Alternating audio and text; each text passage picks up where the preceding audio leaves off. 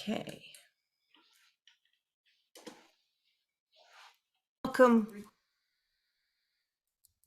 Welcome everyone to this very, very special reading that is a fundraiser and an informational reading, but also a joyous celebration of support for Dawn Dumont Walker. So just thank you all for being here. My name is Kelly Jo Burke, and I'm living as an uninvited guest in Treaty 4 in Indian country, which is also called Canada. And I am a writer and an editor and was for many years a host producer for CBC Radio.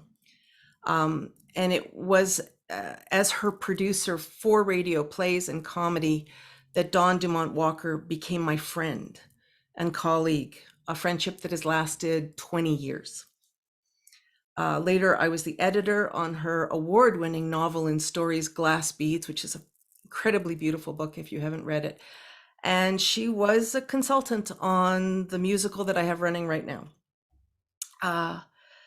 To know Dawn is to love her.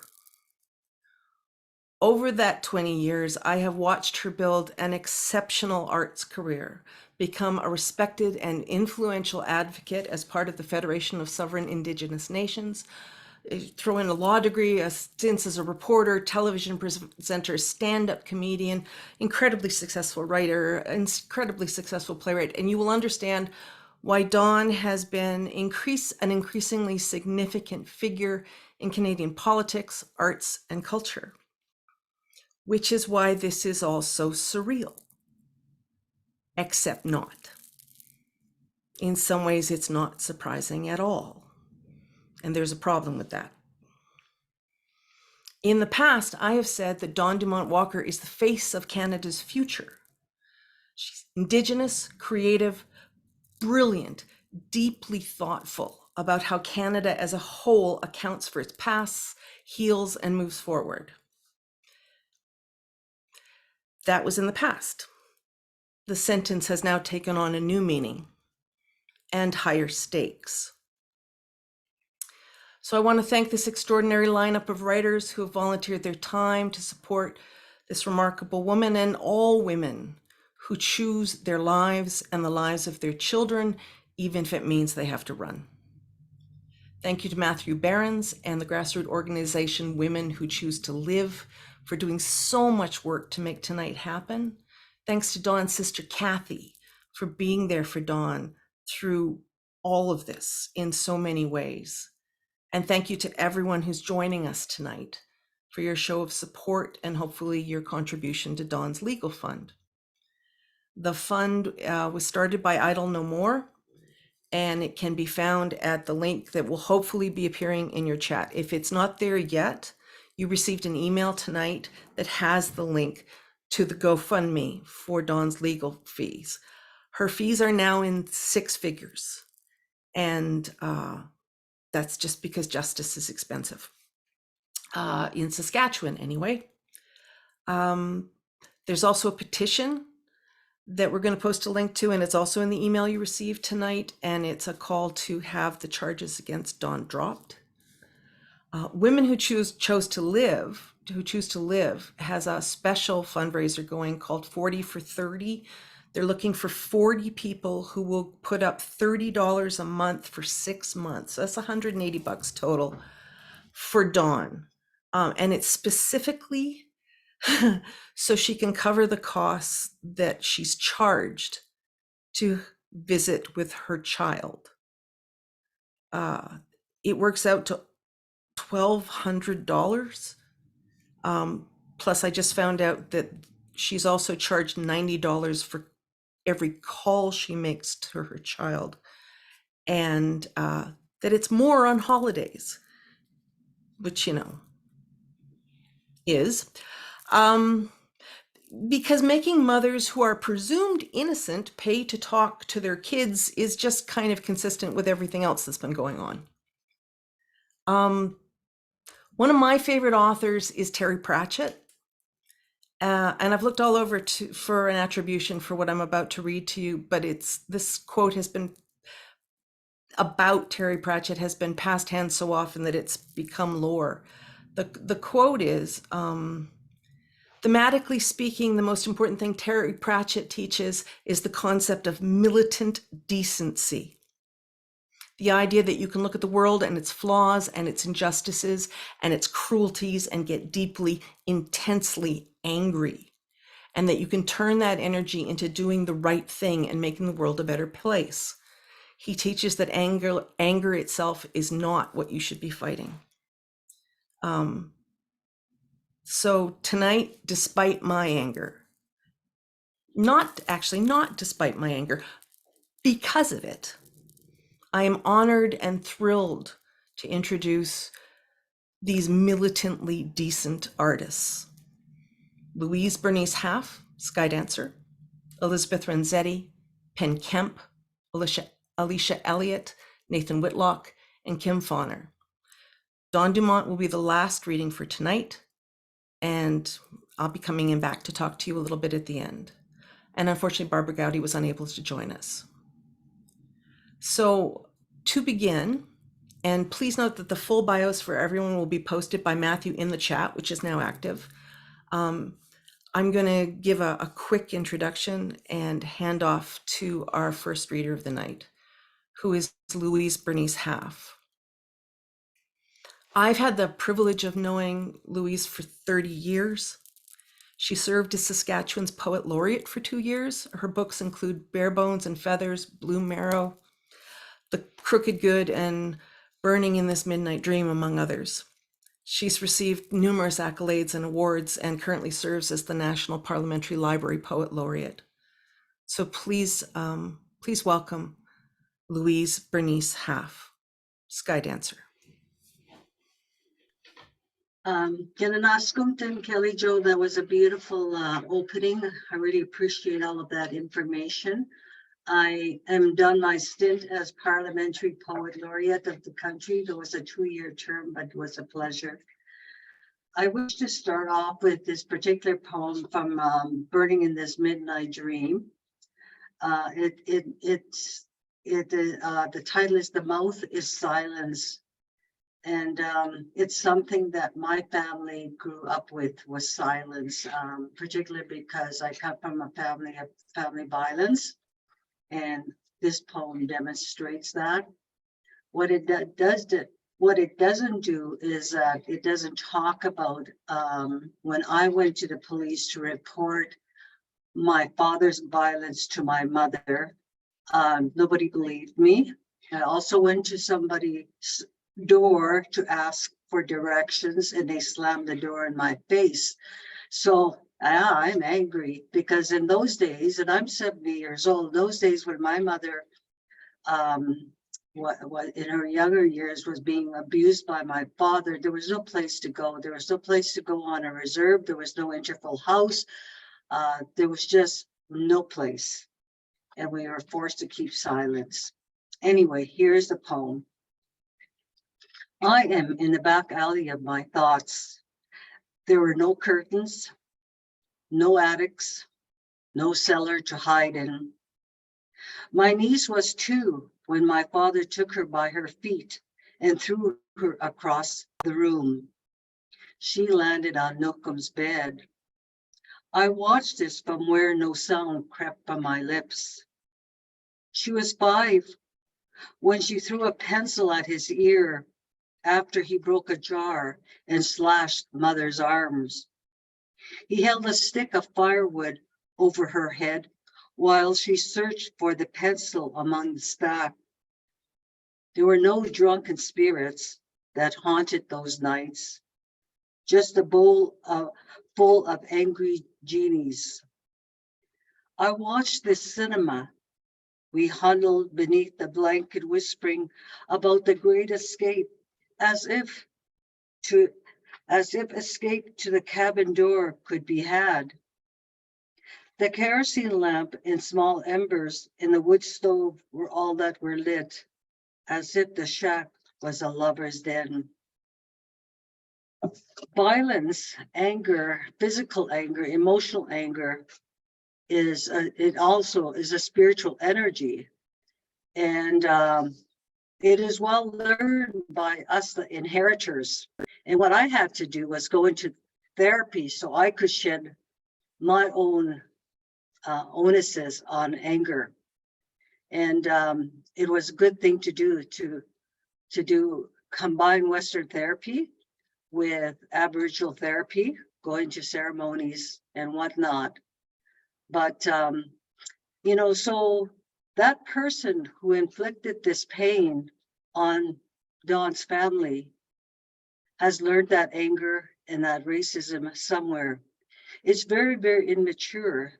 The mature person needs to do something about it to get a handle on the anger and the violence. I'm very disappointed in the police system and the justice, the so-called justice system. It's very patriarchal, and I'm angered by it. And I'm really very saddened by the power that these people have, because it disempowers us as women in general. And I'm here to support Dawn. She's a wonderful human being. And I know this has been hard. It's hard for us. Thank you, all my relations.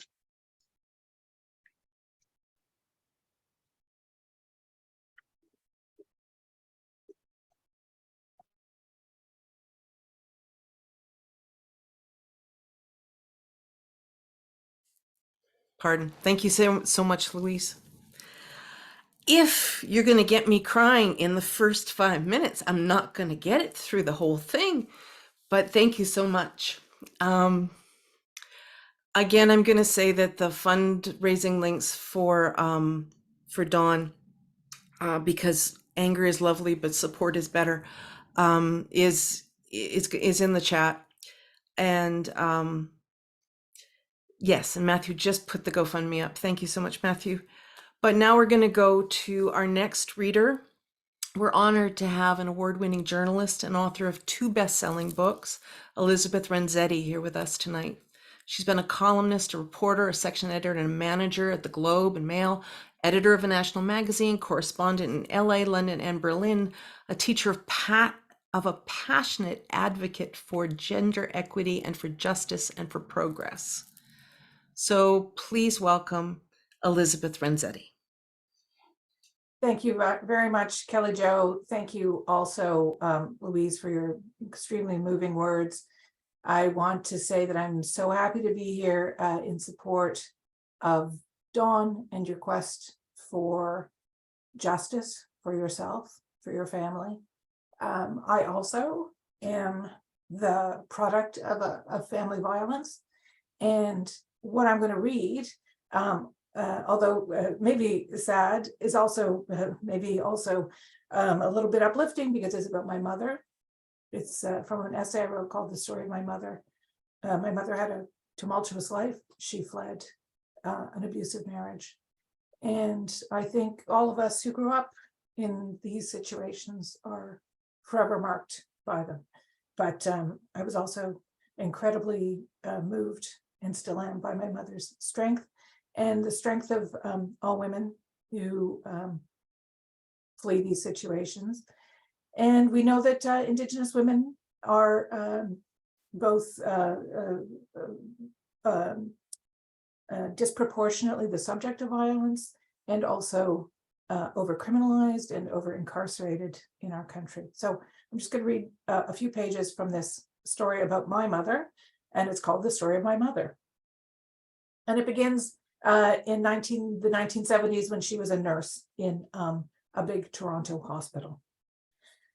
And then my mother says, holding up one red lacquered nail, you had to hold your finger in the dial and wait until precisely 9 a.m. to dial the last number. She's remembering one of her main duties as a nurse in a major Toronto teaching hospital in the 1970s, making golf appointments for one of the surgeons in her department. He'd be very upset if you didn't get exactly the tea time he wanted, she says. So you had to be quick on the trigger. She is 85 years old, her face turned to the sun, and she's cradling her favorite drink, Pinot Grigio, and whatever juice was in the jug. I've heard this story 100 times, and it still makes my blood boil. My mother shrugs. Golf dialing was among the lesser humiliation she and her fellow nurses suffered. They were groped and underpaid and made to stand when doctors came to the nurses' station. They were required periodically to shave the chief surgeon's back. My mother is made of stories, like Scheherazade, like Borges's library. She's made of stories the way a margarita is made of tequila. She is made of stories that are part 1950s horror comic book, part Black Narcissus, and part Carry On Nurse. Her best stories have a mad, surreal quality, the product of working in a deeply Catholic hospital run by nuns at a time when the world was twirling in its disco shoes outside. As I grew older, I realized that what had seemed hilarious was in fact horrifying, and the stories she had told had at their roots the diminution of her professional worth. As a student nurse, she had to kneel if the hospital's priest walked by carrying the sacraments of Holy Communion.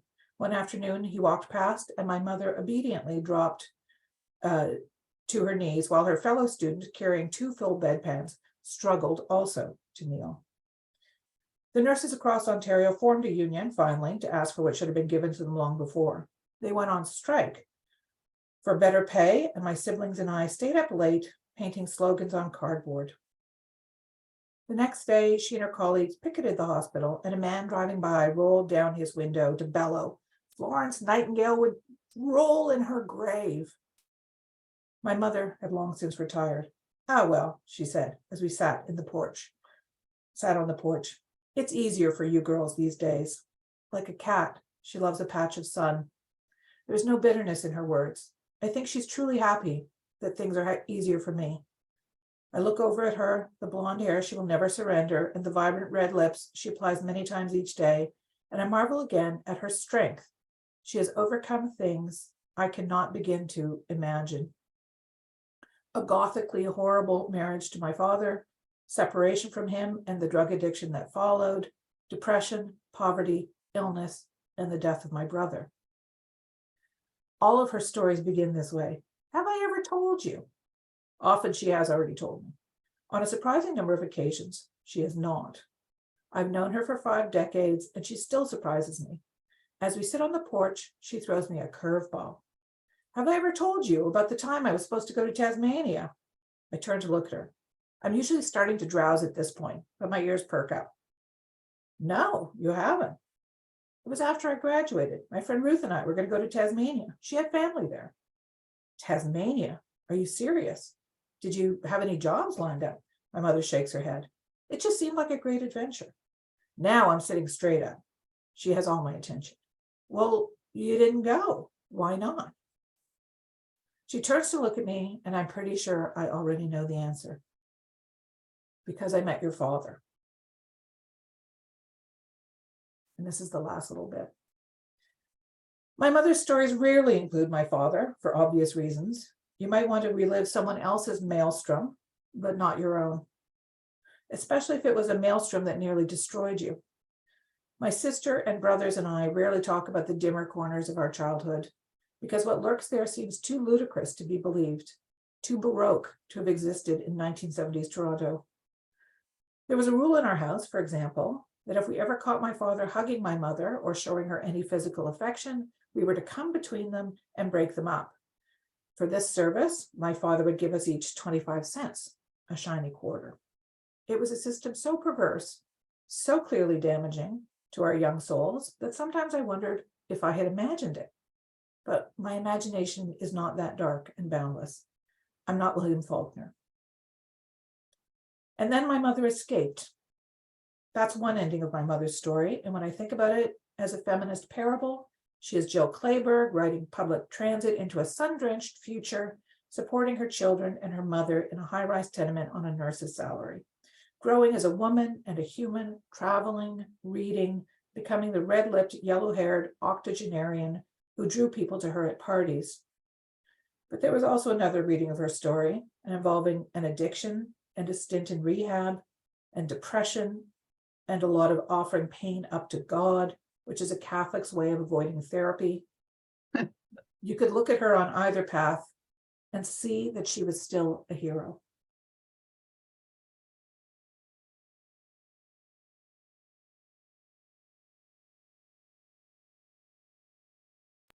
Thank you so very much. That was beautiful. I'm seeing coming up in the chat a number of people being thanked who have already donated. Thanks to each and every one of you. Not everybody has money to give, and we understand that. The petition is there, and simply passing the petition is also a way of supporting Dawn and greatly appreciated.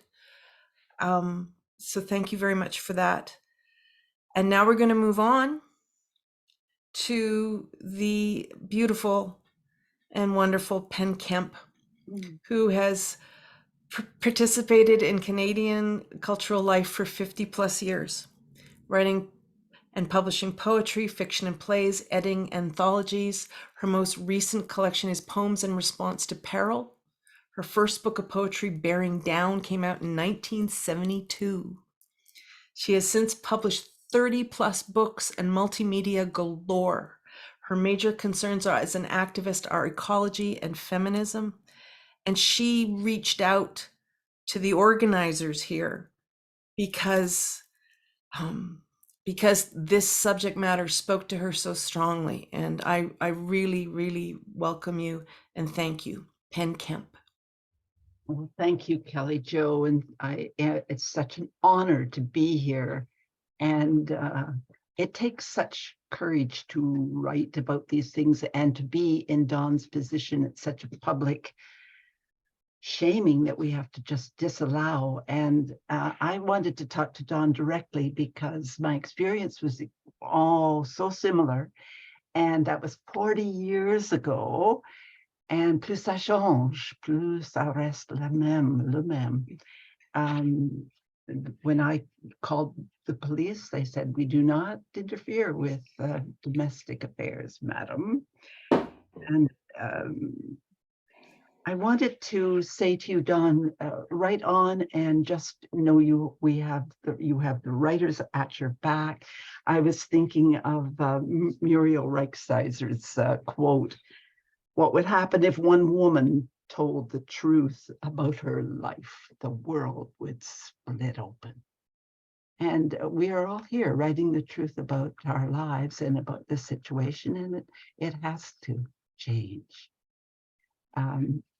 I'm much more comfortable reading poetry than talking about it. So I will read from the book that Ginergy Ragweed Press did in 1984 or so. And it had quite an effect then, but it is out of print now, of course. You can get it on Abe Books for $3. Truth or consequence? Once he let me choose. Do you want to be my wife or do you want to write? I chose. Overdue payments, windswept pavements, black ice. When the kids were small, he and his support were gone. 7 years I raised them. Now the hard part is over. He appears to take them responsibly. I write poems. I speak out. Power returns, body unknots. But what's a word in court of law? What's legal aid against his money? The terms are fair. They are not met. What's a decree against the fact the kids are there and I am here? I'm just loosely going through this book after loose ends. Are all the mothers in the thick of things who let an era end when it is time? For attending that time, its need and variation, the fulsome, the fresh equinox harvest, entry into the sacred half, the falling silence. For the mothers so soon free to grieve, knowing the house is waiting for the empty, well-made beds, the spoiling food, for the toys disappeared, the floor so quickly swept. For the mothers who bide the time, suddenly theirs, when all is in order. Oh.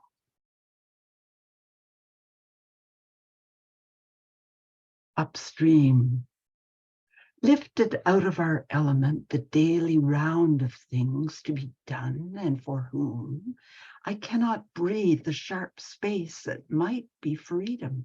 I gape after the active emptiness the children fan, the bright spectrum they desire spins them away. I, who remember their long spawning, cannot now still that frantic swirl, caught unawares, astonished, till I recall in their wake what by bucking the tide I denied.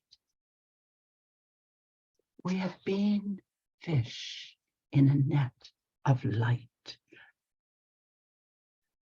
swimming cross current. We are also the net. We choose our design as it seems to happen. We know that is also this our children have chosen, a web small intricacy, the play of sun on water. What we do not know is why. What will reveal the total pattern when fish fall to pieces in the stream where they spawn? The net holds, but what will contain the net? We scry so little underwater. Well, for the mothers who spot the pattern and laugh, laughter digs wells in the dry clay, our tears made moist. We are jars that love has filled, emptied, and fills again.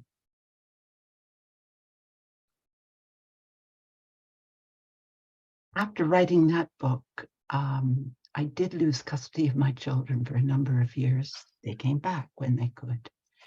And of course, the repercussions were immense, but we women survive, we survive. I coined a neologism, silence, to cover that silence, that violence seems to entail, ensure. And I so commend our Dawn, your speaking out and demanding that things change. Thank you so much. Thank you so much, Penn. Thank you. It's hard, eh? Yeah. Yeah. And again, we'll just move on. If anyone has any trouble finding any of the links to the fundraising or the petition, please just pop into the chat and ask for it. We're going to move on now. Another writer has joined us tonight. We're so fortunate to have Alicia Elliott here. She's a Mohawk writer and editor living in Brantford. She has written for the Globe and Mail. Numerous essays have been nominated for National Magazine Awards, and her short fiction was selected for Best American Short Stories in 2018 by Roxane Gay, Best Canadian Short Stories, and the Journey Prize Short Stories. Oh my goodness. So we are so very fortunate to now join Alicia Elliott. Thank you. Thank you so much for having me here. It means so much. And you know, I have as other people have already said, I don't want to belabor the point or anything, but I've had experience with family violence, and one of the things that I wanted to do when I wrote my first book, which is a collection of essays, is really engage with what violence meant and what it meant to have abusers who were in our families, in our communities, particularly Indigenous communities where we have a lot of intergenerational trauma and what that means. And I knew I wanted to write this essay, and I knew I wanted to write it about my father specifically, who has been physically abusive, emotionally abusive, financially abusive. You could run down the list, and he's done it. In particular to my mother, but also to my siblings and I at different points in our lives. It's just I knew I wanted to write this piece, but I dreaded it because I didn't know how to hold loving someone, but also knowing that they were hurting people. And I think that that's a really hard thing for all of us to hold. And it's why it's so frustratingly easy for abuse to go unacknowledged, to try to be willfully ignored, because we don't want to believe that people have the ability to hold both things at once, the ability to be both loving and abusive, sometimes at the same exact time.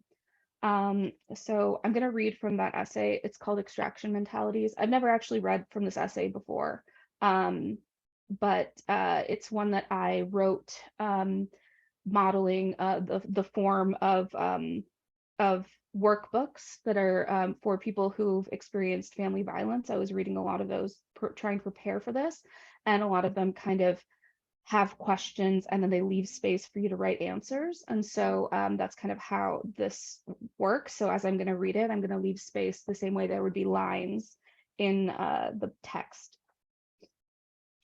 This is a participatory essay. Think of it as a survey of sorts, or perhaps a conversation I'm trusting you to finish. The essay is done only when you consider it finished. I tried to write it without your help, but quite simply, I don't have all the answers, even if sometimes I might imply that I do. The way it will work is this. Every so often, I will stop this essay to ask you questions. I'll leave space for you to answer.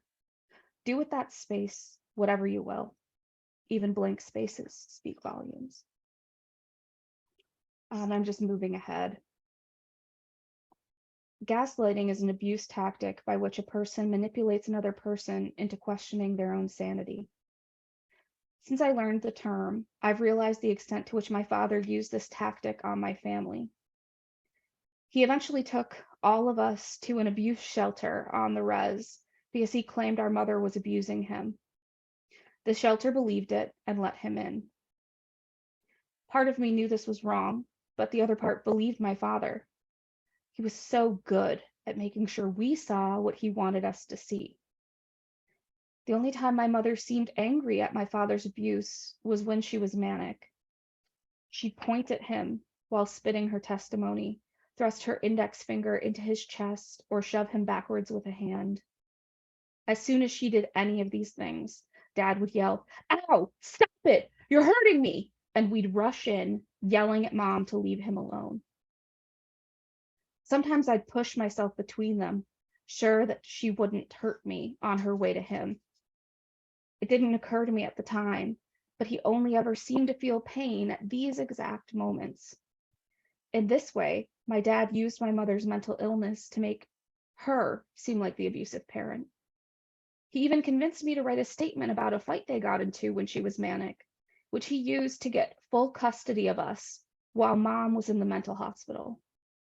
I was 13. I had no idea what that meant. I had no idea what it meant until it was too late. I never saw my father hit my mother. I came close once when we were going to church. Mom was so depressed she was scared to leave the house. Dad, furious, rushed back in to get her. I didn't see what happened before he took off and left us at home, but I did see her head bleeding at the hairline. I saw her glazed eyes. I heard her whimpering. I don't know if my father remembers this. I don't know if he remembers any of it. Maybe he doesn't. Maybe he only remembers the emotions he was feeling when my mother wouldn't leave the house, or the emotions he's feeling now that I'm bringing this memory up. Maybe he can't do anything but gaslight me. Does this feel like an explanation or an excuse? Is there a difference? In writing about the ways my father gaslit me and offering only select memories and one perspective, does it feel like I'm gaslighting you? Manipulating you? If we can't even get abusers to acknowledge the ways they're abusing others, how can we ever end abuse? This is not a question that I expect you to answer. It's just a question I've been asking myself, particularly since so many discussions around how to deal with abuse tend to focus on the individual. If you're a victim of abuse, you simply need to get away from your abuser and you'll be fine. You simply need to cut them off and you'll be fine. And perhaps you will be. But as a society, does telling abuse victims to get away from their abusers really address the causes of abuse? Does it stop the abuser from abusing others? Does it feel like it's solving the problem or ignoring it? The books I've read about abuse usually present domestic violence as an individual problem instead of a societal problem. The authors will explain that abusers usually started off as victims, but when they say that, they tend to mean the abuser was once a victim within an abusive family. That's where the analysis ends. They don't take that logic a step further to situate domestic violence within the larger historical context of state violence, looking at the ways that the state specifically victimizes and abuses homeless people, racialized people, LGBTQ and two-spirited people, women, children, and gender non-conforming people, disabled people, mentally ill people, poor people, and those who embody all possible configurations of those identities in order to further its own agenda. The authors rarely investigate or interrogate the ways that Western cultural values actually encourage these abusive behaviors, even if Western laws technically discourage them. Do you see where I'm going with this? Am I moving too fast? My mother has called the cops on my dad for abuse. My father has called the cops on my mom for abuse. They've both been arrested for domestic abuse at various times. While no charges were laid and no trials had to be endured, the criminal justice system that was supposedly in place to protect us didn't help my parents or my family. Instead, it cast a shadow over our lives, making me afraid of police, lawyers, judges to this day. Has dealing with the criminal justice system helped anyone you know? I'm going to end it there.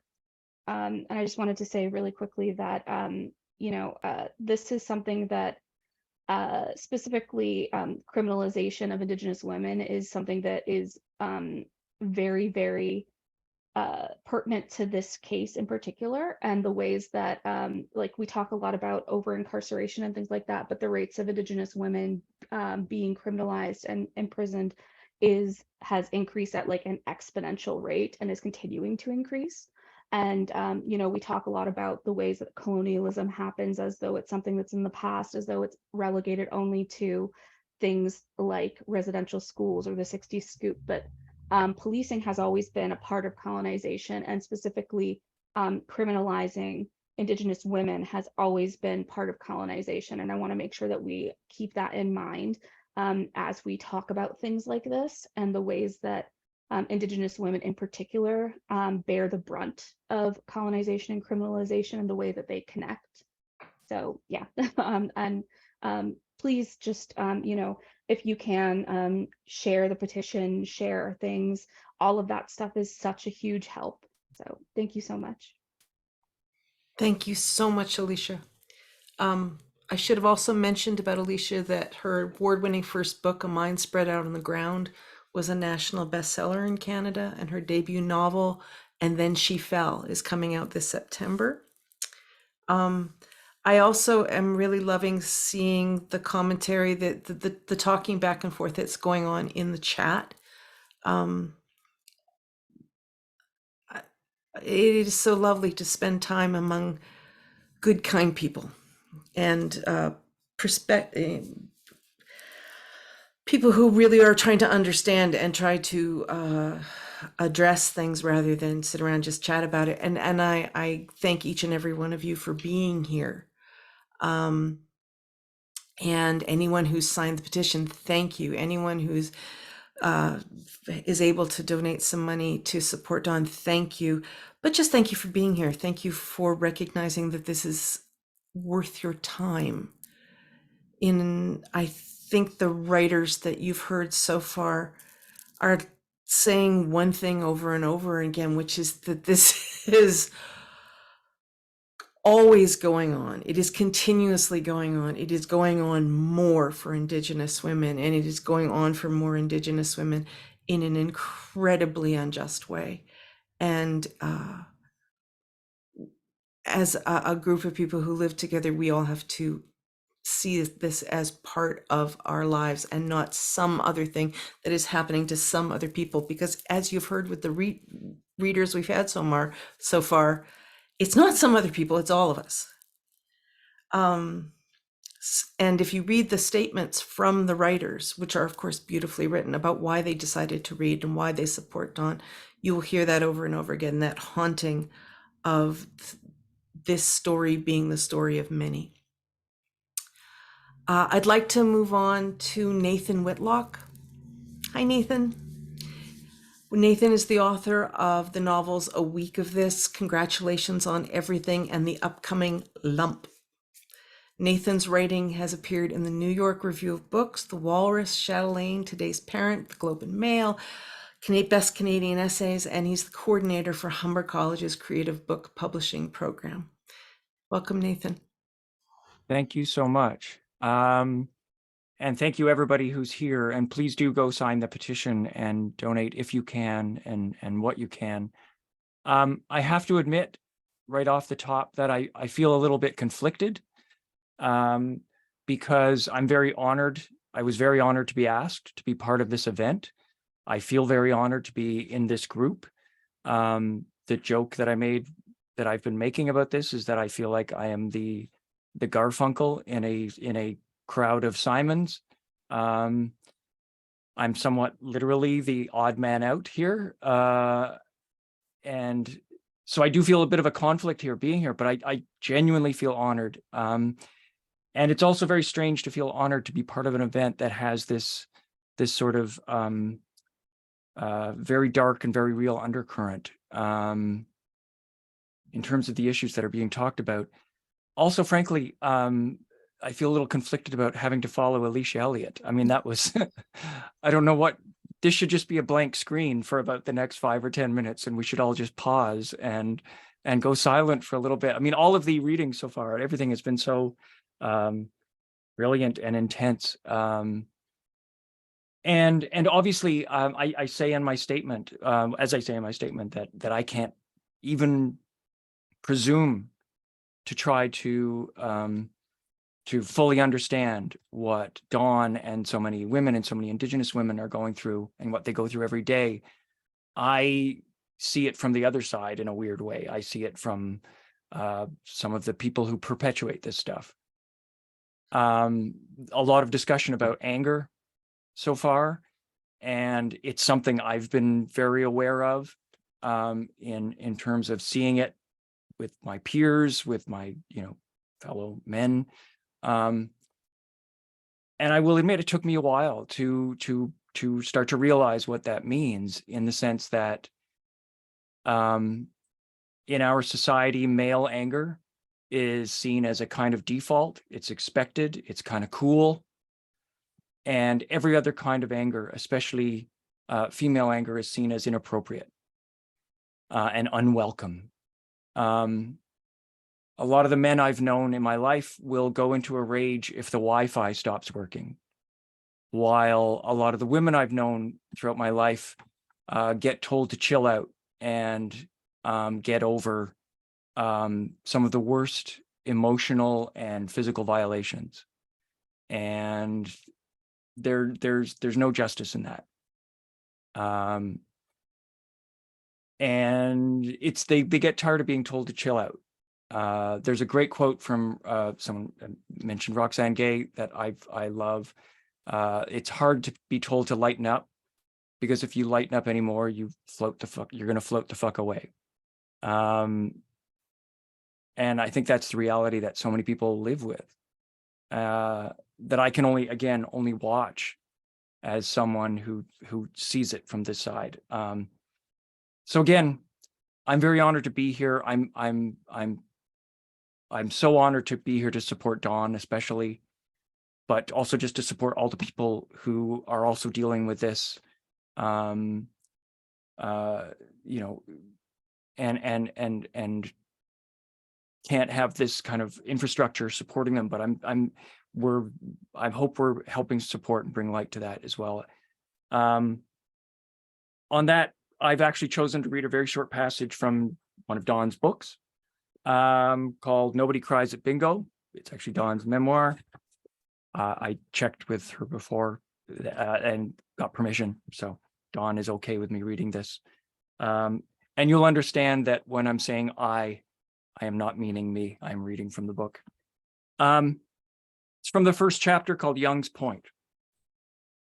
I was born in a small Saskatchewan town called Bilcaris. The town had given itself the nickname the Pride of the Prairies, which is a pretty bold statement for a community that boasts more boarded up stores and businesses than regular ones.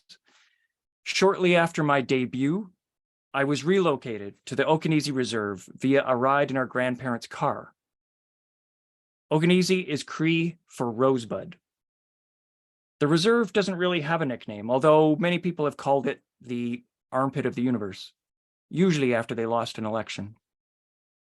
We lived on the Okanese Reserve in our greenhouse on the hill with our mom and sometimes our dad until our parents broke up for the 6,945th time. As they say, the 6,945th time is always the charm. And Mom really committed herself to this breakup. She packed up our belongings in black garbage bags and moved me and my 3 siblings, my older sister Tabitha, my younger sister Celeste, and my younger brother David, 6 hours away from our home to the Pas, Manitoba. The Pas calls itself the Gateway of the North, as though that was something people were actively seeking.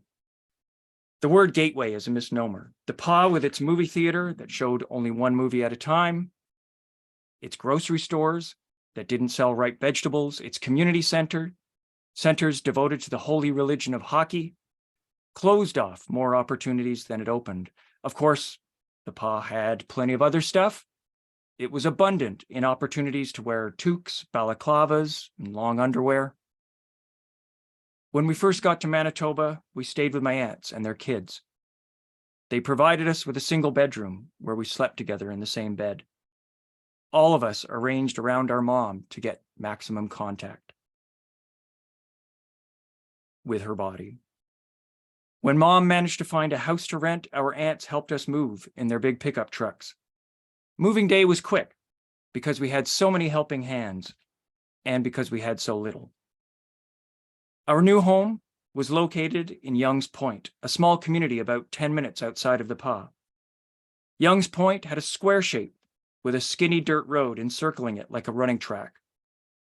In the center, facing outwards, were tiny homes with 1 or 2 bedrooms. Some had running water, some did not. The sign that led to the housing complex read, "Young's Point, God lives here." Despite all the evidence to the contrary, we took this as a good sign. All of our cousins declared that our 2-bedroom bungalow was cool, though most of the adults would generally agree that it was a dump. One of our older cousins, Norman, showed us how the kitchen window would serve us. You could see a tornado coming through the window, and then you could run out the back door.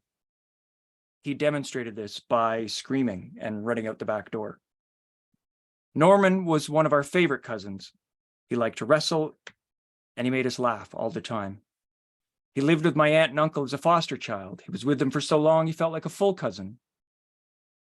Norman is so silly. Everybody knows the only place you can hide from a tornado is in the basement, I told Celeste. Celeste looked thoughtful. Where is the basement? We went through the house, opening and closing doors, Finally, we went to our expert on everything housing and non-housing related. Tabitha, where's the basement? There isn't any. Where do we go when there's a tornado then? It was Tabitha's turn to look thoughtful. I could always tie you to a tree. Thank you. And thank you, Dawn, for writing this. Thank you, Nathan. I love that book. I love that book. And thank you very much for sharing it. It's lovely to hear it again. We're now going to go to the wonderful poet Kim Fauner, the lovely and very Irish, by way of Sudbury, Kim Fauner, whose most recent book of poems is the stunning Emptying the Ocean. Her first novel, The Donahue Girl, will be published by Latitude 46 in 2024, and she's currently completing a collection of bee poems, as well as her next novel.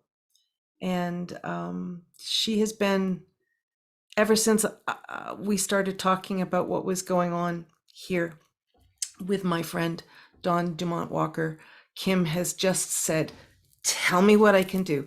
Tell me how I can stay connected. And so I am so delighted to have her here tonight. Kim? Thank you for that. I'm really honored to be here, and thank you for asking me. I guess I love Dawn's work. I love glass beads a great deal. And when I started hearing about this case, it really upsets me. I have a history of childhood abuse for myself when I was little. And that only just came to light a few years ago. You know, your mind is an amazing and terrifying place when it comes to abuse. And I was thinking about how women's voices are so often silenced, and that writers are truth tellers, and people are afraid of truth tellers, especially women. And I was thinking about how ancient the power of women's voices, how that goes back in time. And for me, I have, my mother's side is all Irish, and I'm a lapsed Catholic. I shouldn't say lapsed too loudly, I guess. I don't know if that's bad. And I've written a book that is sort of surrounding the Irish and Celtic meditative wheel. So the 4 elements in the notion of spirit and shape changers. So I'm going to read you a poem that has a selkie in it. And selkies, I don't know if you know this or not, but they're seal people. Often in Irish tradition, if the seal women would kind of get onto the beach and a man might take her seal skin, and then she was captive to that man until she could escape back to the sea. So this is about finding your voice as a woman. It's called, and thank you to the Thames Review. I see a Thames Review person in there for first publishing this piece. It's called Tiny Songs for a Woman Who Watches Icebergs. Edges of ice aren't sharp, except from a distance. From Newfoundland shore, pebbled with broken bits of anemones, pale green globes, egg-shelled, scattered on sand.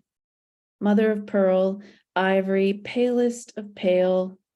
Veins of turquoise run ragged, mark melt, cut ice, freeze over and over again.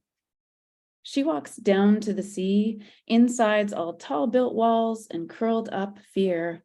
Her shapeshifter skin draped over shoulders to keep the cold out. Dips a new toe into Atlantic brine under ivory moon. Put pain into a basket, set it on the waves, let the mermaids gather, wrap willow with seaweed, and spare seals will drag this new curragh as offering to the swells. She walks down to the sea, all broken glass, so teal shattered, tastes salt and light on blood iron lips turned blue, frozen. Her voice silenced, fearful. Fins flip under sun, resist being seen, and so let eyes soften and gather, then soften and gather again. She walks down to the sea, at first notion of sunset, opens her mouth wide and sings, a single note, a siren's song, a story.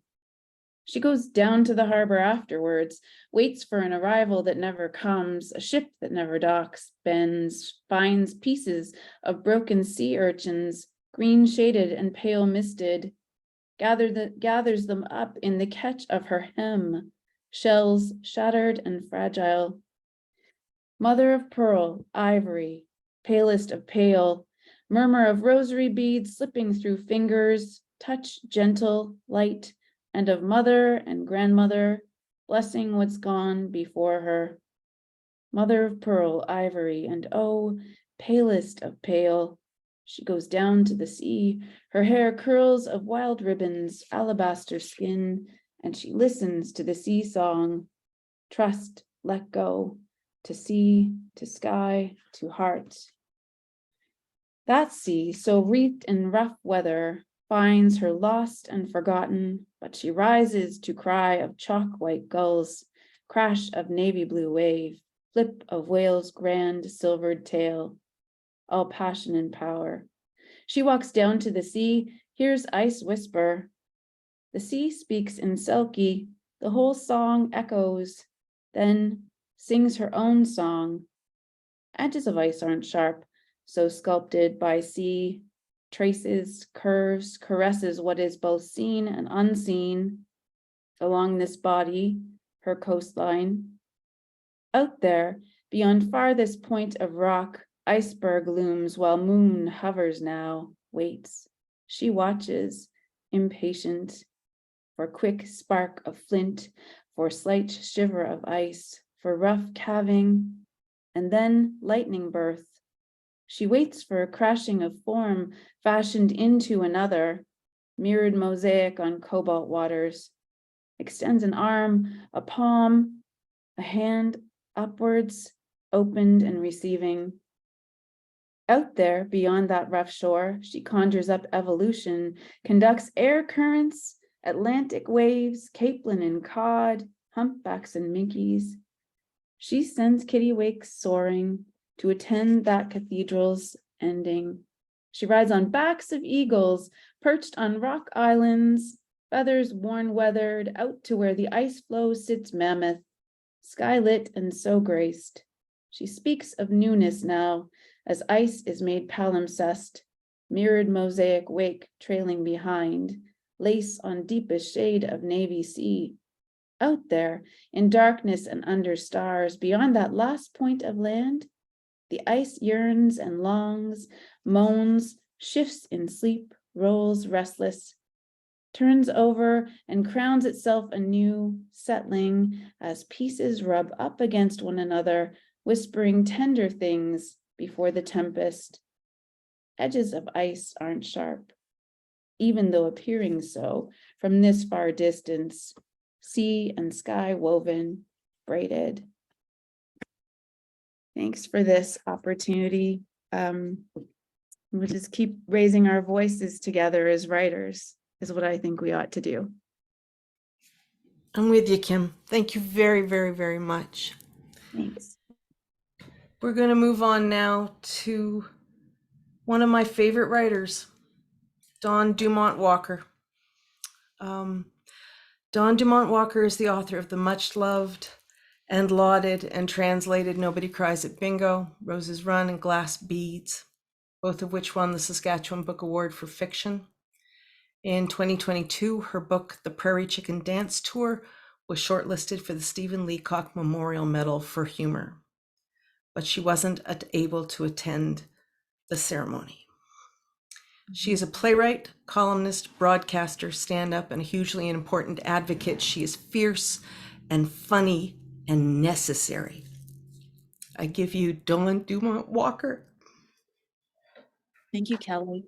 And thank you to everyone who's read tonight. It was incredibly moving, almost too much. So thank you for sharing your stories. So I'm reading a story. It's called Superman. Ethan put on his uniform. The pants were too tight across his abdomen. His shirt was too short. He faced himself in the mirror. Ask for a different size or lose weight. Two choices. He didn't want to ask for a bigger size. This was already the biggest the security company had. They would have to special order. As for losing weight, okay, he could do that. Eat less, that's all he had to do, and walk more at work, except not too much because his shoes were also too small. Ethan sighed and then smiled because sighing made his belly rise and fall violently. Some flesh escaped and jiggled. Ethan turned away from the mirror. He could smell bacon and eggs wafting up the stairs. Mom, she was trying so hard. Looks good, he said. His mom jumped at the sound of his voice. The spatula clattered to the ground. Sorry. No, it's fine. She waved at the table. Eat up. He sat down at his chair. It was too much food. But she was still so excited about the job and didn't want to fix it by jinxing some magical detail. Thanks, Mom, he said, and tucked in. He was the first security guard to check in. There were 3 that he normally saw in his rotation. Arthur, an older First Nations guy. Ethan remembered to say First Nations because that's what Arthur said. Jeannie, a South Asian lady with a lisp, and Malcolm, the older Black man who had been there longer than anyone, but who refused to say he was the boss. But they all looked up to him for advice. Their office was a table in the foyer. They took turns sitting in the chair looking at the computer and their surveillance cameras, which were always down, more up than down, Ethan figured. The remaining 3 would escort people to the different floors. Specific people, the people coming to the building to meet with their probation officers. Mostly they were thin guys or muscular guys, basically all guys in better shape than Ethan. They would acknowledge him briefly and then ignore him on the elevator rides to their floors. The women were usually as young as Ethan. He didn't like getting one of them and would hold back and let one of the others escort them. What if they wanted to talk? Jeannie noticed his reluctance. Do you have a girlfriend? She asked him once. He thought about lying and then changed his mind. No. Why not? I was in an accident. He could tell that she didn't know how that would affect him having a girlfriend, but it dissuaded her from asking more questions. On this particular day, they were short-handed. Malcolm gave him the bad news as soon as he got in. Jeannie and Arthur called in. Both tested positive for COVID. Do you want me to test? Malcolm shook his head. Not right now. It's too late now. You're here. Ethan didn't agree with this logic, but he didn't want to test either. They wore masks all the time, so maybe it would be okay for him. Are they okay? Malcolm shrugged. We'll see. She came in at 10:30. Short, dark hair around her chin, big eyes, eyebrows plucked off. Jeannie had told him that meant that they did crystal meth. Arthur further told him that just because someone did a drug does not mean that they are an addict, and to not use the words meth head, junkie, or crackhead. Arthur made Ethan very nervous. There were so many rules to learn. The woman signed in and then looked at Malcolm and Ethan. Malcolm was on the phone trying to get someone to fix a camera that was down. Ethan looked at her a few minutes and then waved her through. He walked to the elevators and pressed the button. Floor 10, she said. Ethan nodded. The ride in the elevator was quiet. She stared straight ahead. He looked down, thinking about how his belly was hiding his shoes again and how maybe he should ask Mom to stop buying bacon. When the elevator doors opened, she stood there looking at him. He started, then pointed in the direction. Once she was inside, he let out a sigh of relief and went back downstairs. He let up 2 more people, and then as he was walking back to the desk, Malcolm told him to head back up to 10. He wanted to make an excuse, but just headed back to the elevator. She was waiting at the door. She was smiling when she saw him. You again. He nodded. It's so cold outside, hey? The wind has died down by 10%, he replied. Oh, still feels really cold though. I don't feel the cold. I have nerve damage from a fire. Why would you say that? She turned and looked at him. You were burned? He wondered if she was thinking about his body underneath his uniform, wondering if it was covered with puckered skin. It's internal, from the smoke damage. I inhaled a lot of soot and that got into my system, so I can't feel the cold now. That's kind of cool, she smiled. Yeah, sort of. Also bad. Yeah, of course. She said bye as she left the elevator. He walked back to the desk, his heart beating hard. I'll give you a break, Ethan, Malcolm said. They changed places. When Malcolm headed up to the elevator, Ethan glanced at the sign-in book. Her name was Farah. He read the other names. He would probably forget her name next week. That didn't happen. Her name bounced around in his head. The next week, Malcolm was gone, COVID too, which made Ethan the most senior person at the desk. 2 other guards were transferred in from another place, Matt and Kyle. Matt was quiet and was on his phone most of the time, against the rules, but Ethan didn't feel right speaking up. Kyle was what Ethan's mom would call gung-ho.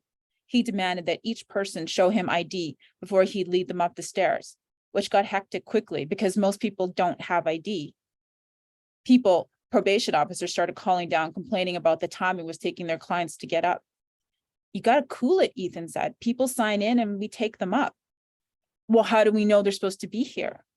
Why would anyone fake a visit to a probation officer? Matt said without looking up from his phone. Gangs, drug dealers, these people are fucking crazy. Ethan thought most of them seemed tired. How about you watch the security cameras for a while, Ethan said. Kyle looked pissed, but he sat down. When he immediately logged onto Facebook, Ethan didn't say anything. Around 10:30, Farah came in. She was wearing a mask, but he recognized her. He didn't hurry, but he got there ahead of Matt. Floor 10, she said. Okay. Once in the elevator, she turned to him. You're the super guy. He blushed. I have nerve damage, but like in a fight, you would be unstoppable. I would get knocked out like anyone else. Do you ever poke yourself with needles? She asked. I'm just kidding. He knocked on the wall gently with his hand. Yeah, I've done that. She laughed. I've done that too. After the accident, he had carved into his arms with a penknife to see if he could feel it. He stopped when his mom saw the marks. Farah said bye as she left the building. Who's that? Kyle said. One of the clients. Kind of hot for a criminal. Ethan didn't reply. She looks like one of those trash junkie hookers. You don't even have to pay them. Like they would fuck you for a warm place to sleep. Kyle went on, having a seemingly unlimited knowledge of this type of prostitution. Ethan took Friday off. It had been a month since he'd been to see his dad. He tried to go at least once a month. His dad looked good, if a bit grisly. He was trying to grow in a beard, but it was coming in patchy. And the more the beard grew, the more gray crept into it. Hey, son, got that money you sent me. Thanks, man. Well, I'm working now. How's that going? It's okay. Most of the people are nice. You take anyone down, use any of those moves you learned in judo? Ethan shook his head, smiling. Hope you don't mind me saying, but you're looking kind of fat. Not good to be fat when you're young. It stays.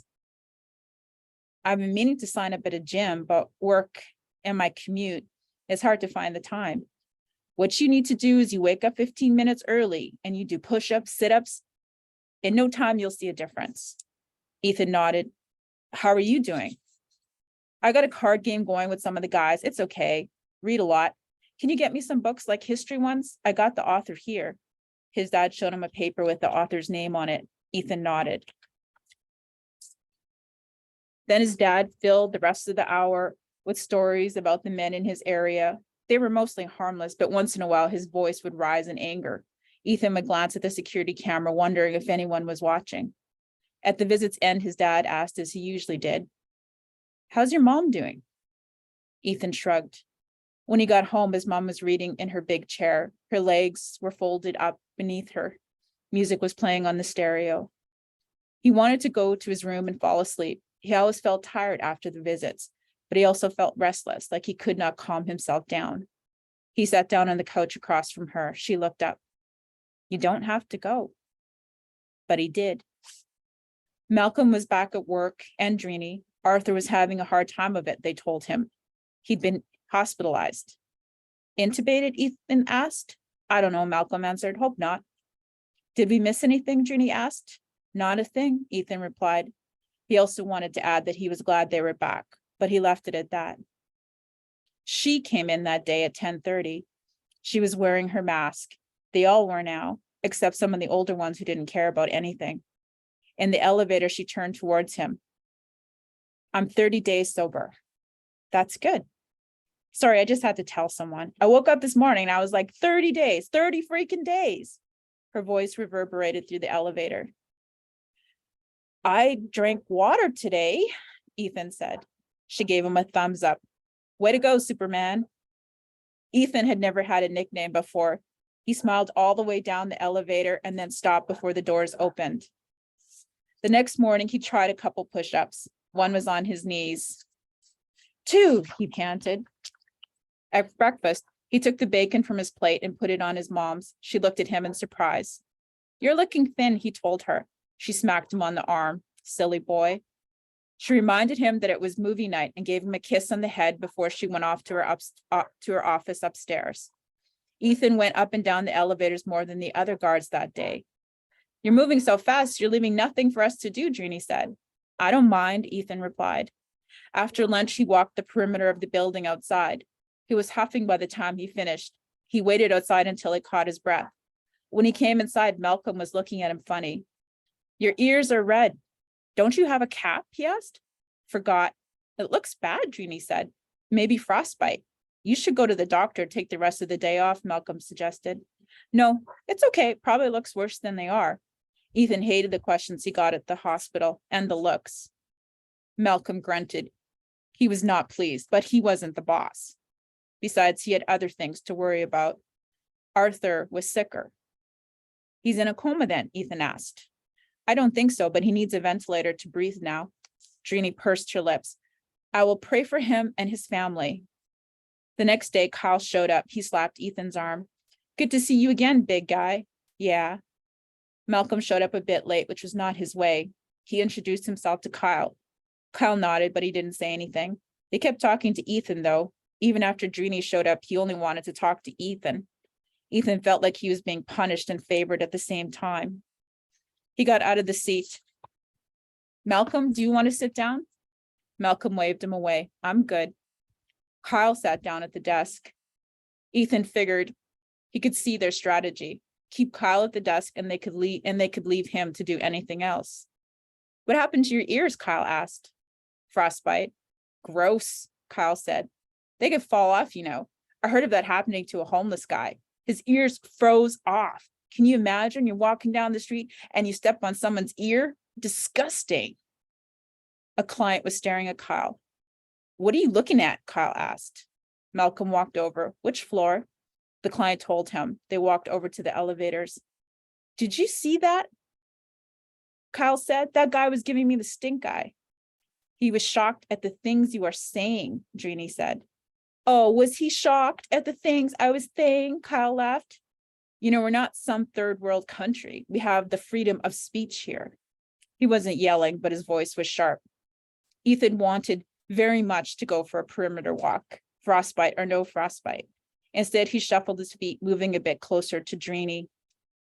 Jeannie smacked her lips. She walked away in the direction of the bathrooms. I'm minding my own business, Kyle said. Who said we can't talk at work? We're in public, Ethan said. People can hear.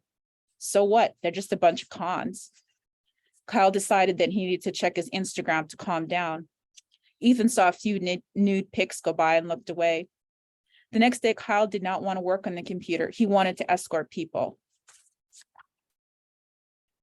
Jeannie sat down at the computer. She stared at the screen and did not look up. Around 10:30, Farah came in. She was wearing a mask, but Ethan could see her eyes smiling when she looked at him. He moved to greet her, but Kyle was there first. Do you have any ID? Kyle asked. She blinked in surprise. Yeah. Let's see it. Kyle's legs were splayed in front of him. She rummaged through her purse. She pulled out a water bottle. Kyle grabbed it. What's this? Water, she replied. Ethan could hear the shake in her voice. Kyle made a big show of opening it and sniffing it. Ethan wished that Malcolm would come back. So where's that ID? I can't find it. My purse is so big. She looked at the clock. Can I show it to you after my appointment? We're not supposed to be late. I need to see ID. She rummaged through her purse. Ethan could see her lips were trembling now. Let her go. Ethan stood next to her. I was just asking for ID. Let's go, Ethan said to Farah. She followed behind him. They got onto the elevator. He heard her sniffle and saw that she was wiping her cheeks. How many days sober now? 3, she replied. Just 3. Ethan glanced at the elevator floors. 5 passed by. It was a fire, Ethan said. She looked at him. The accident. It was a fire that my dad set. He said he was just trying to hurt my mom, not me, Ethan said. But where else would I have been? She stared at him. And your mom? She was burned, he added. But she survived. The elevator doors opened and they stepped out. He waited for her as she wiped away the rest of her tears. Then he escorted her to the door and watched as she went in. That's it. Once again, I just really want to thank everyone for donating their time, and for all of you who, stopped by, and for everyone who supported me. It's very hard not to feel alone. And, but, at moments like this, it's almost overwhelming. And I was just really moved tonight. So thank you. Thank you, Dawn. Thank you so very much. And you can all put your virtual hands together if you want in the chat, so you can continue to let Dawn know you're here. Again, if you want to contribute to Dawn's legal fees, please check out the I Don't Know More link in the chat or on the social media for this event. If you want to help Dawn afford visits with her child, consider the 40 for 30 fund. Again, the link is there. In passing, I'm Kelly Jo Burke. My bio is going to be in the chat in a minute. I write transgressive comedies and musicals for people who hate musicals. And so I just wasn't feeling that tonight. So I'm actually going to take Nathan's example and read something from Dawn. I'm going to read from Glass Beads, which is a book I love, partly because it's just an amazing book. It's a collection of short stories that becomes a novel that circle around 4 young Indigenous people in Saskatoon in the 90s. I also love it because I got to edit it with Dawn, which is one of the highlights of my editing career. And I'm just going to read a couple of pages about one character whose name is Julie. Julie haunts this book. And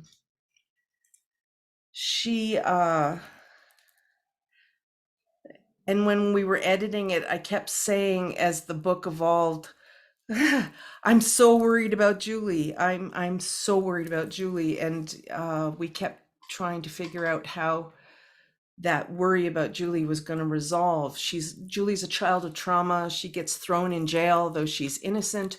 We've already talked about how that happens tonight. Nobody believes her. We've talked about that tonight. Go figure. She ends up in an abusive relationship again tonight, gets a baby beaten out of her. And people that should be helping her don't. Julie is associated with woodland things that run, break, go missing. So I just held my breath for her through the whole book. But she has a friend named Nellie who loves her. And when Julie is again heavily pregnant with her abuser's child, she goes to stay with Nellie's partner Everett, and their child Malcolm. And instead of all the things I feared happening, this happens instead.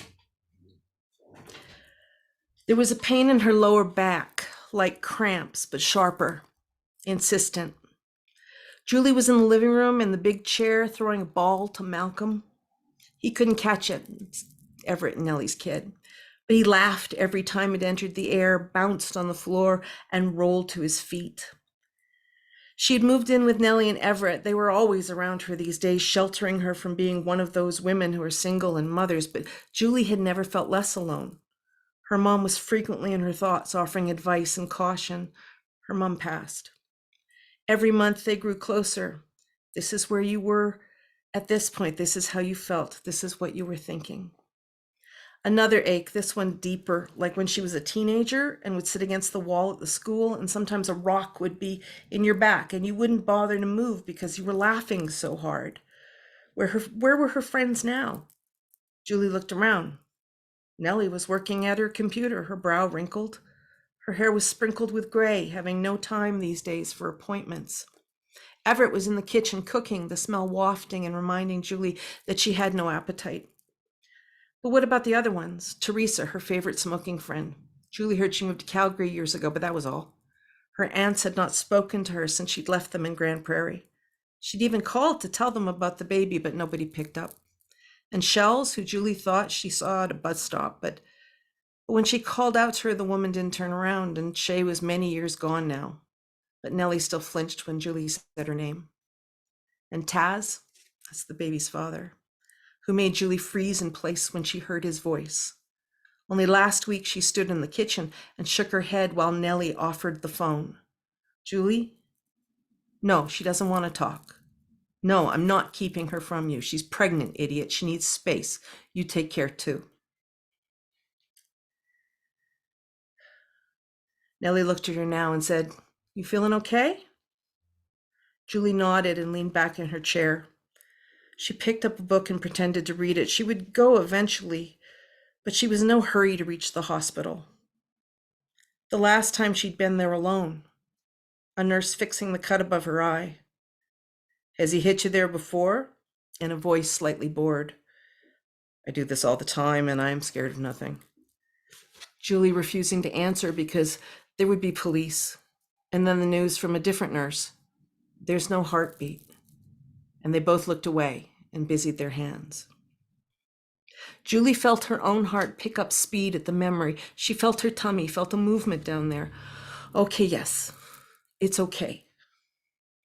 The pain was there again, like that rock in her back.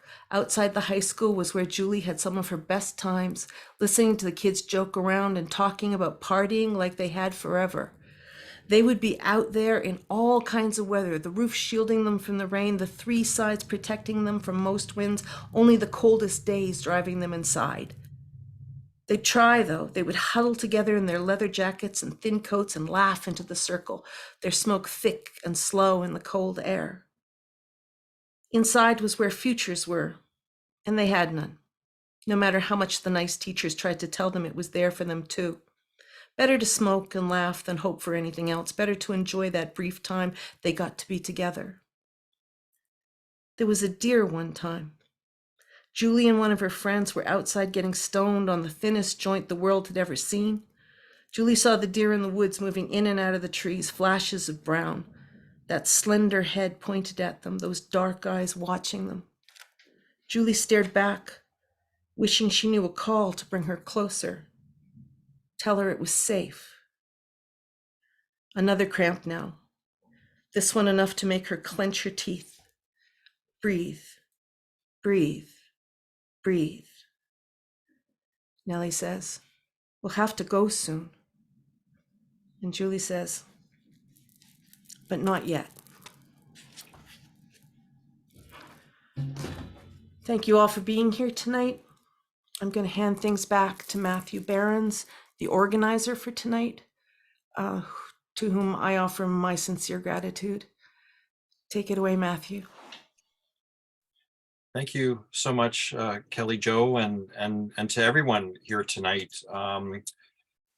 You're all amazing, remarkable, caring, sharing people who have given so much of your love and talent and care, not only to Dawn, I think, but to everyone who is watching and to this much larger community that we keep referring to of women who are struggling to survive. And when they choose to survive, we knock them down again and we criminalize them. And that is the work of women who choose to live. There are so many women who are punished for surviving.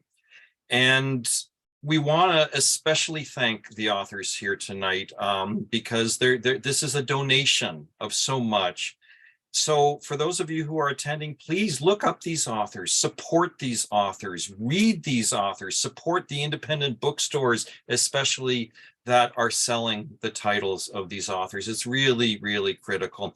And also special thanks to Dawn's family and this amazing, especially sisterhood, which has risen up with her and is standing with her, especially Kathy, and Patricia. Kathy, I spoke with just days after Dawn was arrested in Oregon, and we had a really long chat, and it's been such an honor and a privilege to be in touch with Dawn and her family throughout this process. In 2022, when Dawn left Saskatchewan, that was the most dangerous year ever for women in the land known as Canada. A woman was killed every other day in that year by a man. And the Canadian Femicide Observatory listed 184 victims of femicide. And the thousands of Indigenous women and girls murdered and disappeared across this country in recent decades have been the subject of what a national inquiry called a Canadian genocide. And last week, for those of you who it even made it into the colonial news, the House of Commons unanimously backed a motion declaring that the deaths and disappearances of Indigenous women and girls are a Canada-wide emergency, and called for funding for a new system to alert the public when someone goes missing. And just the day after that, the federal government announced $103 million for Indigenous women's shelters and second stage housing. And while $103 million is welcome and may sound significant, it is less than the price of one of the 88 fighter bombers that Ottawa has just committed to buying. And when you drill down into the per capita value of that investment, it is $112.34 for every Indigenous woman and girl in this land. And when you consider that that funding is to be spread out over 4 years, it works out to $28.05 for each Indigenous woman and girl in this land. And when you further take out the consulting fees and the application fees and the bureaucratic costs, pitting one community and one Indigenous nation against another for that $103 million, the numbers go down even further. And so when we look at what is the value of an Indigenous woman and girl's life in this country, it works out to less than $20. $20 being invested into their safety and security. And when you look at that, then you begin to realize, I think, why there are no resources, why there are no supports, why there is no place to run and hide and find safety. And when you look at it in that context, perhaps those of you who are still doubting can understand why Dawn had to do what she had to do. And as I said earlier, Dawn's being punished for choosing to live and for trying to protect her child from abuse. And her case is exposing on so many levels the systemic racism and misogyny at the heart of this court system. But it also has the potential to be a landmark case, because while Dawn's fighting these individual charges, which if you look at, if she were convicted of all of them and sentenced to a maximum, it's 61 years behind bars. She is resisting through a broader attack on these same institutions in the court that have failed her and failed so many other women, Indigenous and non-Indigenous, both in the criminal and family courts. So as you've heard time and again tonight, the stakes are so incredibly high. And that's why Dawn's case is so crucial. And we all owe a debt of gratitude to Dawn, because she is fiercely resisting everything that's been thrown at her. But as we've said time and again, she can't shoulder this alone. So please go to that GoFundMe, send an e-transfer, and also join the 40 for 30 fund.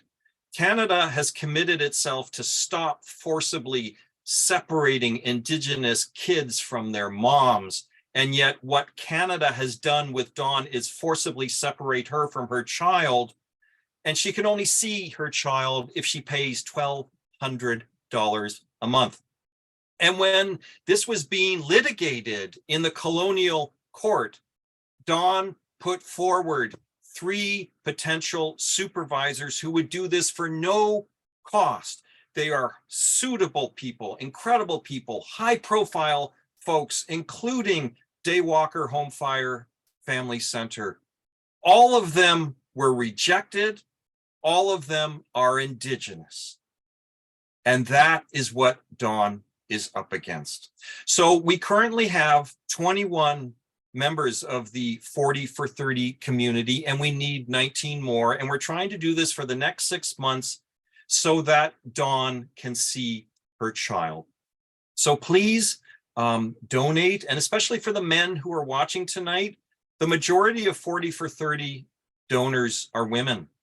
And women make 87 cents on average, if not less, to a man's dollar. So I'm really asking the men to step up. It's $30 a month for 6 months. It's less than the price of a coffee per day. So again, and Kelly Jo, and to all of you who have been part of this, your generosity and your love is just so inspirational. It's been a joy putting this event together. And as we close tonight, if the writers are comfortable here before we turn off, I'd like to welcome you all back, and let's see if we can form a circle around Dawn. And in being part of that circle, perhaps just sharing a few final thoughts and words of love and support. And I'm wondering if folks are comfortable with this. What I'll do is I'll just call out your name. You're not obligated to do this, but we'll go in the order that we started. And I'm going to ask Louise, who began the evening so beautifully, to come to the circle.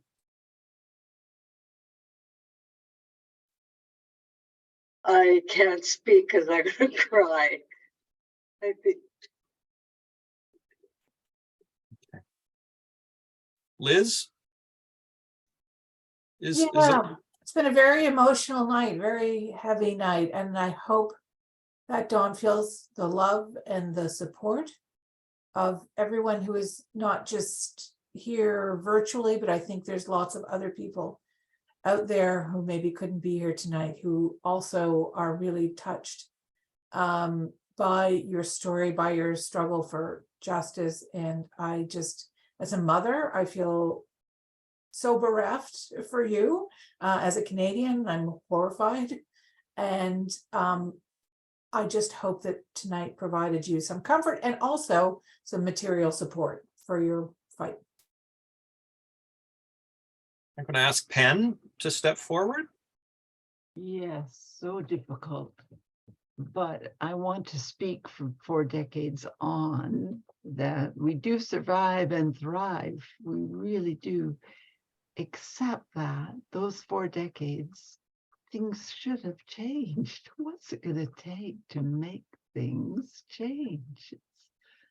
It's truly criminal. That's where the criminality lies. And Dawn, you just have so much support behind you, but I wish I could.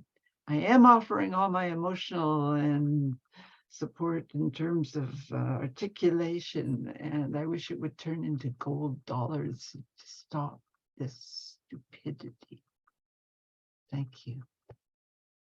Thank you, Penn. And Alicia? Yeah, sorry. I'm a little bit emotional, so I'm just gonna keep it brief, but I just want to sorry, I just want to send so much love to Dawn. I'm so sorry that this is happening, and I'm so glad that I could help in any way possible. Please, if you can, if you can't contribute or help, please sign the petition, please share the petition, please share the fundraising, and if there's people you know who are looking to support good people, who are looking to support good causes, please consider telling them about the 40 for 30 fund, and sending along the email. Thank you so much. Thank you, Alicia. Thank you so much, Penn and Elizabeth and Louise. It is a very difficult and emotional evening, and for those of you who are at home watching, I hope you are with someone, especially if this is triggering you, because this is so widespread. So we're all together still. Let's stay together. I'm going to just add in Nathan. Yeah, I just very quickly again, I'm so happy that everyone is here. and I hope this helps. I mean, the readings you heard, especially from Dawn's own work, I think show that her particular talent, her particular genius is finding these moments of strange joy and strange moments of, you know, almost perverse happiness in the middle of a dark moment. And I think this is one of those moments, having us all here, however dark and intense and uncomfortable this has been at certain moments, and how real it's been. I think this is a tribute to what Dawn does as a writer and as a creator. So and I hope everybody goes and signs the petition and sends in a few dollars. Thanks, Nathan. I'm going to ask Kim to come in.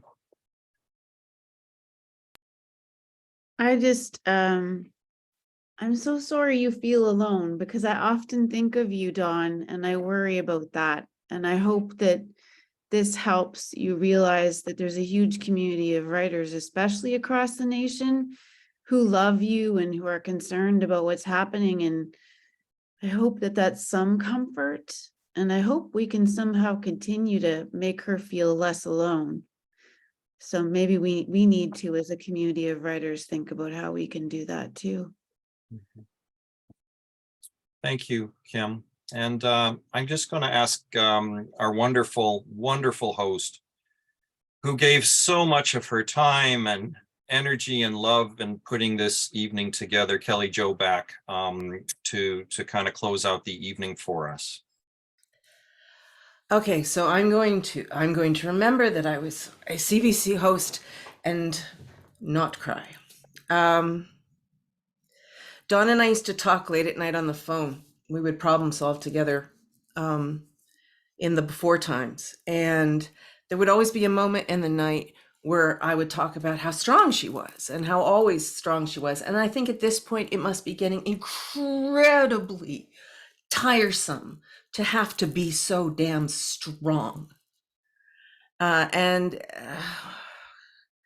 I just want to tell her what I always used to tell her. You fucking Dawn Dumont. You got this.